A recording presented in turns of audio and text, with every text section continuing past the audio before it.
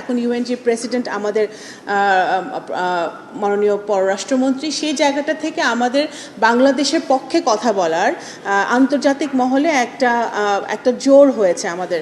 আরেকটা যেটা আমি জিজ্ঞেস করতে চাচ্ছিলাম, 2017 সালে প্রত্যাবাসন ইস্যুতে বাংলাদেশ মিয়ানমারের মধ্যে যে মেমোরেন্ডামটা শুরু হয়েছিল, আনুষ্ঠানিক মেমোরেন্ডাম, এটা কোনো এগ্রিমেন্ট ছিল না। আমরা কি সেখান থেকে বের হয়ে আসবো বা পর্যালোচনা করবো কি না? যেহেতু আপনারা বলছেন সেটা দ্বিপাক্ষিক, সেটা ত্রিপক্ষীয় হওয়া উচিত। এমওইউ তো একটা হয়েছে, এটা থেকে বের হয়ে আসলেও যে খুব একটা লাভ হবে আমি ব্যক্তিগতভাবে সেটা মনে করি না।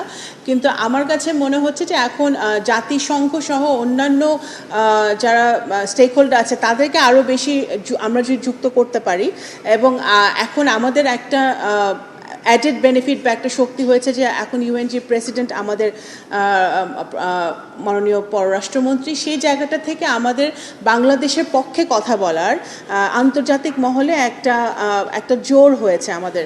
তো সেই জায়গাটা থেকে আমরা মনে করি অ্যাটলিস্ট আগামী 1 বছর আমরা এই সক্ষমতাটাকে একটু ভালো মতো ব্যবহার করতে পারবো। ত্রিপক্ষীয় আলোচনাও কিন্তু তখন শুরু হয়েছিল, চীন, বাংলাদেশ, মিয়ানমার, এবং এখন চীন আবার যে করিডোরের কথা বলছে, আপনাকে যদি আমি ছোট করে জিজ্ঞাসা করি যে আপনি কি মনে করেন যে এটা ভায়াবল হবে বা এটা আসলে কাজে দেবে এই করিডোর যদি হয়?